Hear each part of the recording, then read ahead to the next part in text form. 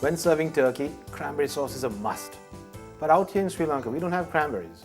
Yes, we have cranberry sauce in jars, but I hardly use stuff in jars. So let's be festive, let's be fresh about ingredients, let's be local, then let's consider food miles. So I'm going to use Delum, pomegranate. It's red, so it goes with the season, and I think we can make an interesting sauce out of this. I need to get a lot of liquid from these fruits, and I think juicing these will be really, really hard. So I'm going to use a little bit of pomegranate juice that you can buy. So let's cut these and de-seed them. We'll cut it into half. Look at that, it's like little rubies. And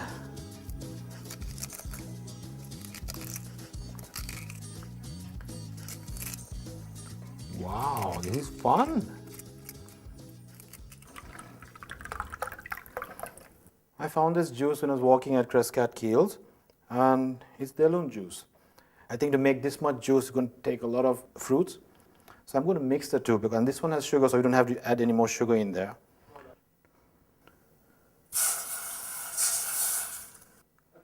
And into that, I'm going to put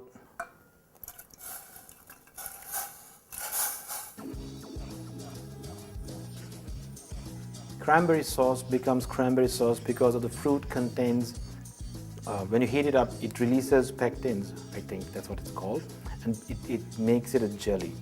So this one, I don't expect it to become really, really gelatinous, and we may have to thicken it to make it a sauce. This is the first time ever I've done this, so I'm going to keep tasting it halfway through and add stuff accordingly. What I'm trying to get is a little bit of tanginess, a little bit of acidity, a little bit of sweetness to go with the roast turkey. Low flame, and let it come to a boil, and just let it sit there and reduce by itself. I've been stirring this for the last 15-20 minutes, and I've been occasionally tasting the seeds. They've got bigger, and the ruby red pulp of the pomegranate is like slowly losing flavor and texture. So at this point, I've decided I'm going to strain it and then thicken it later. So I'm going to strain it here.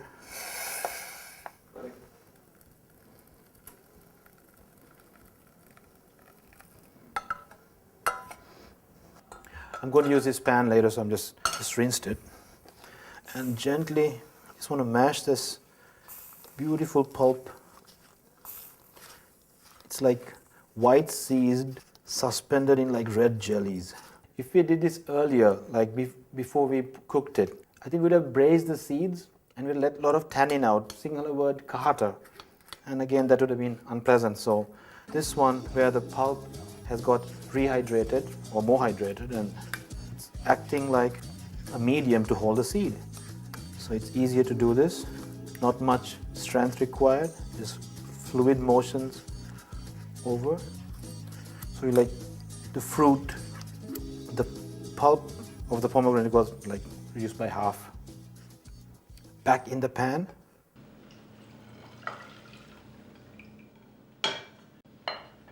On a slow flame. It's tedious, but keep on stirring.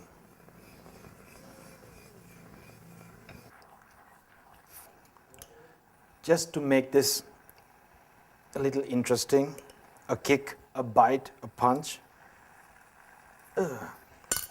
1/8 of a teaspoon of red chili powder, and I'm going to eventually use cornstarch to thicken it, because I think if I go on like this, it's going to be very, very syrupy rather than a gelatinous sauce. The texture changes with temperature, so keep watching.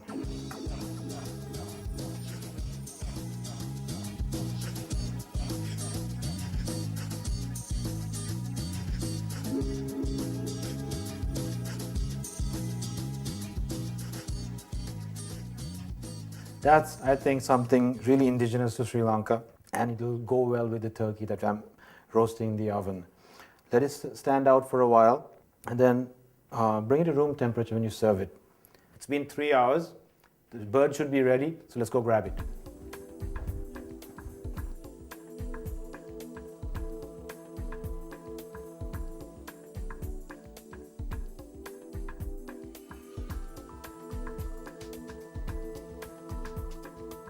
Moment of truth.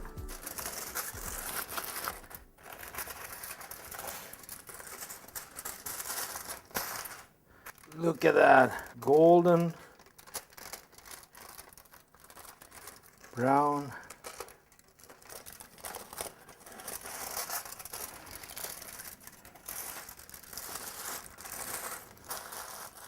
Just going to take the thermometer out.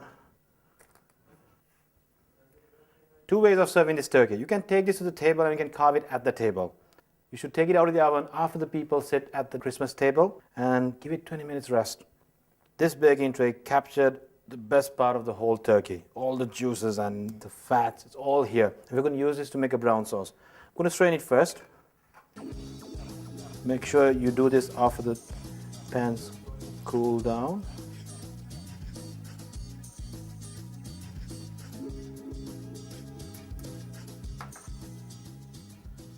We got maybe two cups of it.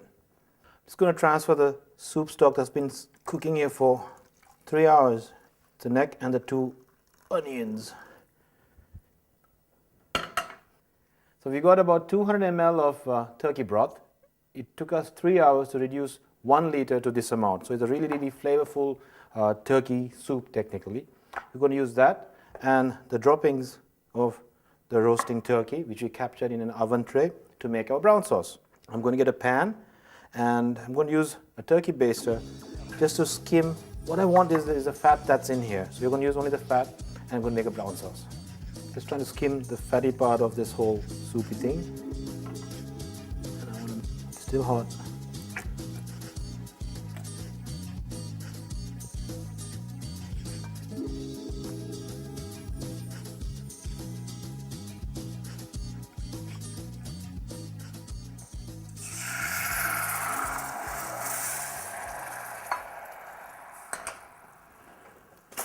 And into this, you're going to put 2 tablespoons of flour and give it a good whisk and gently add that turkey broth we made bit by bit.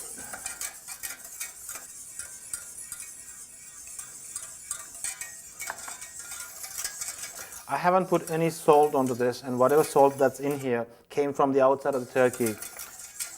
So we need to season it with some salt and pepper. I think that half a cup would do. We'll let it sit there to thicken and taste it. Very rich. Black pepper, yes, and very little salt. And this kind of brown sauce goes really well with the white meat of the turkey, which is the breast meat that's here, because it's a huge piece of meat, beautiful pieces. Tinsy pinch of salt.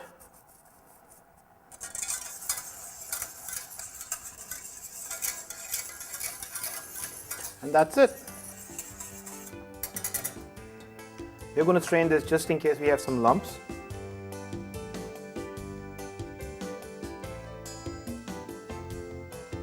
There we go. Pretty thick and nice gravy. And in a few minutes, we're going to carve the turkey.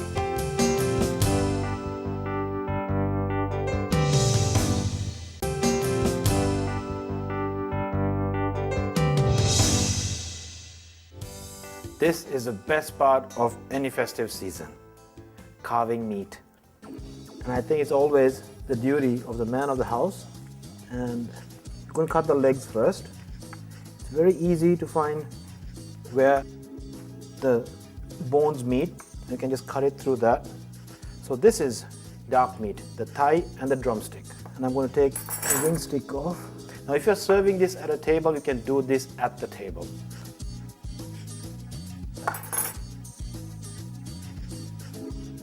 So I'm going to take the wings out. There we go. Up to this point, this is exactly what you do even if you serve the turkey at the table or if you're cutting it in the kitchen. It helps if you have a cutting board with a border which is like a drain around it so that it captures all the moisture.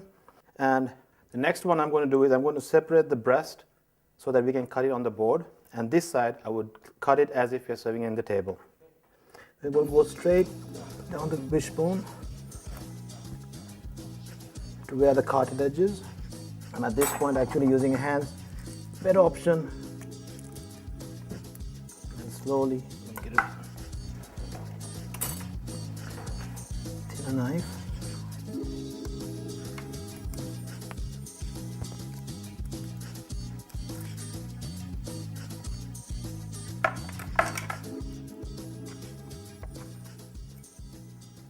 At the table, when you're carving, the drumstick thighs are really easy to do. It's the breast that's hardest to do, and I think turkey having a huge, huge breast, no pun implied, is a beautiful part of the meat to have. So I'm going to slice it parallel to its rib cage. I can't use my hand because I'm holding the turkey down with it.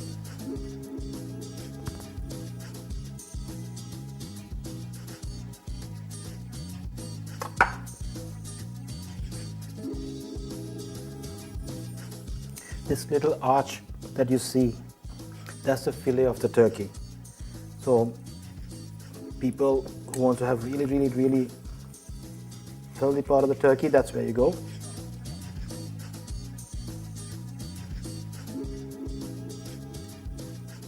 And that's turkey served.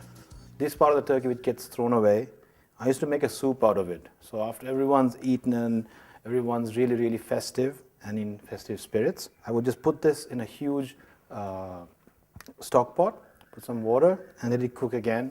I would make a simple, simple turkey soup. We're going to start slicing the breast we took out in whole. Let me put it back on the cutting board. Again, sharp knives are a must.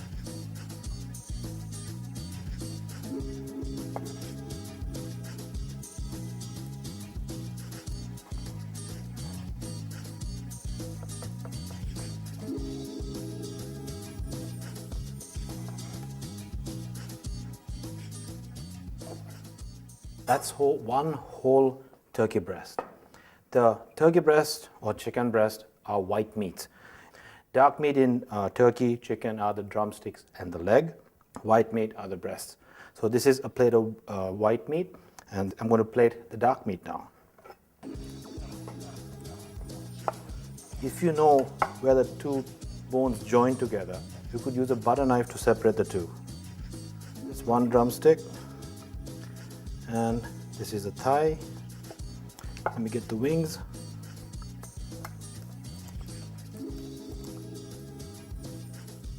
So that's the wing stick.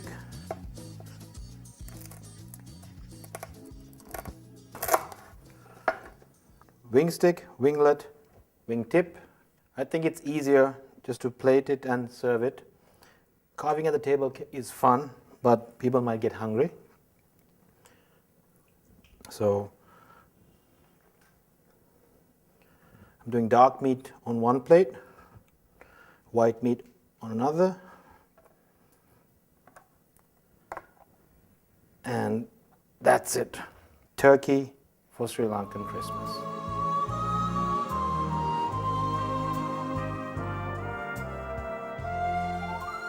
Testing 1, 2. The favorite part of a turkey for me are the drumsticks. They're like huge drumsticks compared to chicken. And for a moment you can pretend being Fred Flintstone. Anyways, just want to wish all of you a very Merry Christmas and a Happy New Year. My name is Darshan, and thank you for watching us.